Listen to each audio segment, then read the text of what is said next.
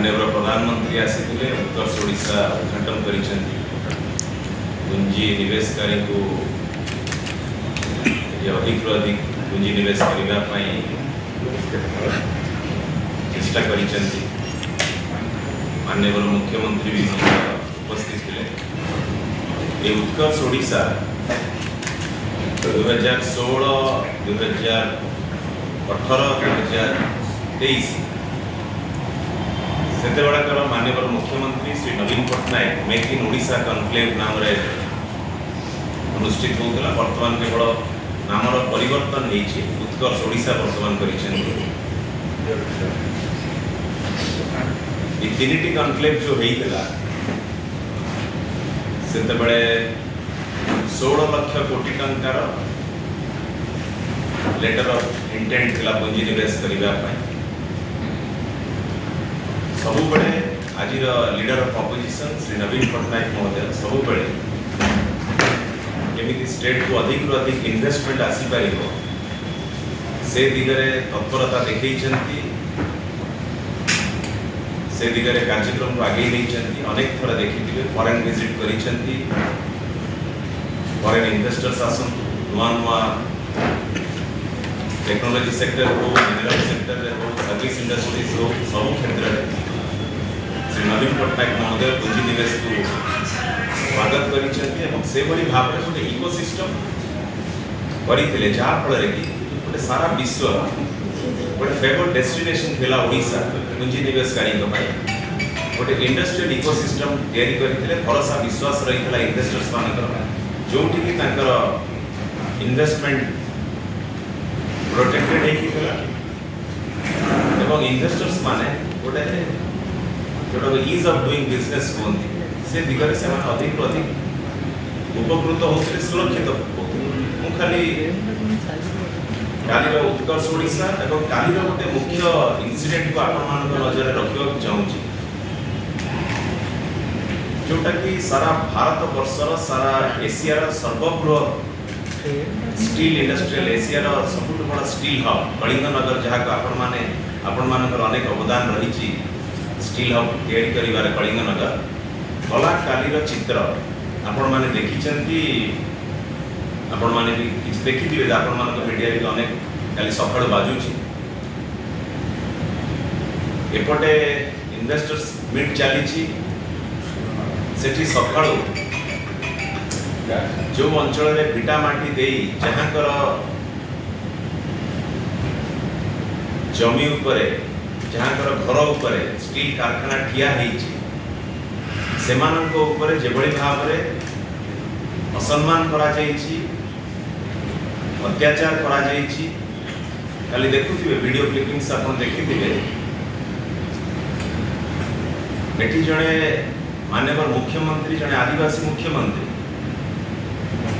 सेठी मोर आदिवासी भाई भौणी मानक उपरे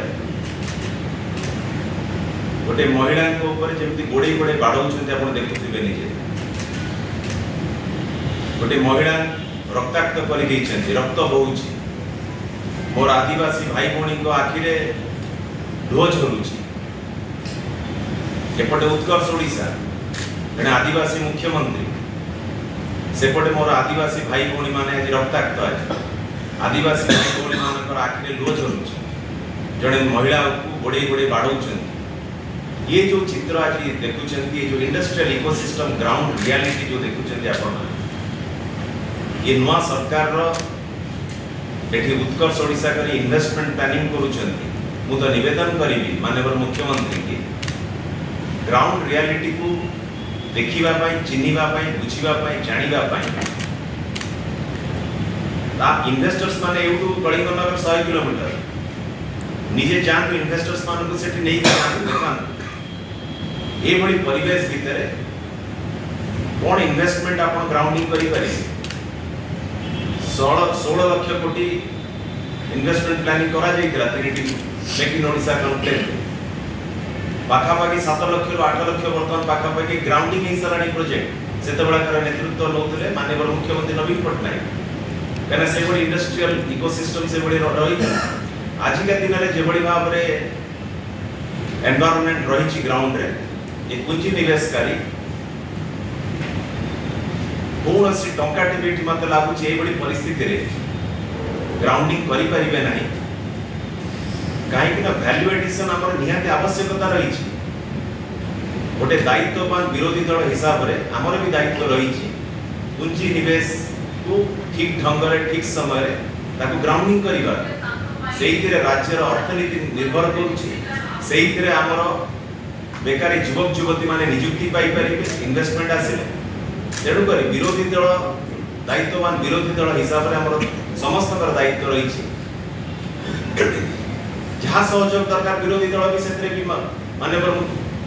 विरोधी दल नेता श्री नवीन पट्टनायक भी सहयोग करने हाथ बढ़ाई क्या पुंजी निवेश हेले राज्य अर्थनीतिर अभिवृद्धि आसिबो बेकार युवक युवती माने नियुक्ति पाई परिबे एवं राज्यर उन्नति हो जो आज गोटे धाड़ी बांधी लोक देखुं इन्वेस्टमेंट सारा विश्व विशेषकर अधिक अधिक देखा जाउछे मिनरल बेस्ड यूनिट करने इंडस्ट्रीज करने आमर जो फास्ट मिनरल रिसोर्सेस रही आयरन ओर कहतु कोल कहतु क्रोमाइट कहतु मैंगनीज कहतु ये एल्यूमिना कहतु ये जो डिपोजिट्स अच्छी यार वैल्यू एडिशन करने जो कथा गला काली भी कही उत्कर्ष ओडिशा रे उद्घाटन क्या खाली रॉ मटेरियल आम बिक्री करवा ना वैल्यू एडिशन करवा नुआ प्रोजेक्ट इन्वेस्टमेंट आनी पारिबा एम्प्लॉयमेंट जनरेशन हो पार स्किल मैन पावर आम तैयारी करिबा ये सब जिनिस संभव हो पार जेतेबेले गोटे भल इकोसिस्टम आम ठिया करि पारिबा सर ये टाटा स्टील आगे जो होती है टाटा स्टील कर्मचारी संपृक्त अच्छा जो मैंने कारण जो मैंने बाड़ाऊँ से श्रमिक पेशर अच्छा प्रायतः वर्कर्स पेशर अच्छा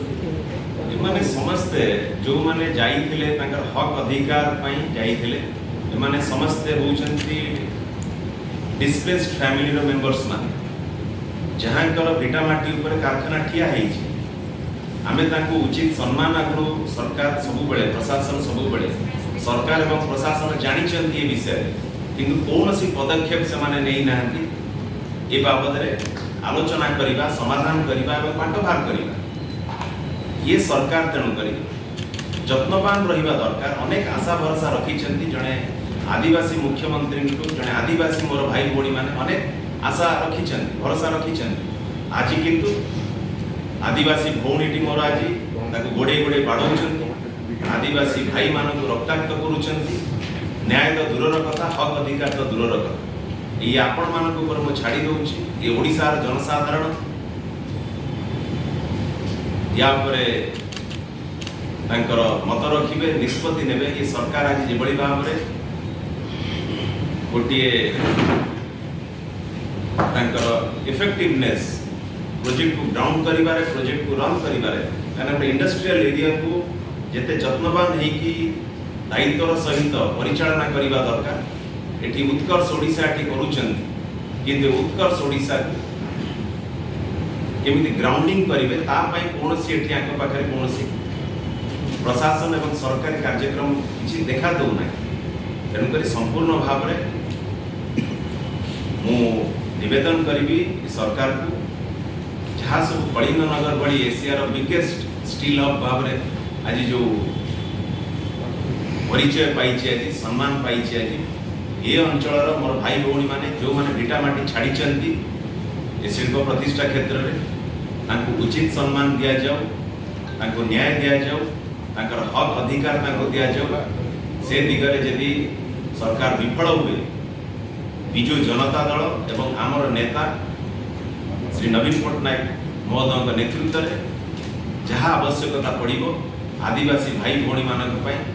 निश्चित भाव में आमर लड़ाई जारी रही।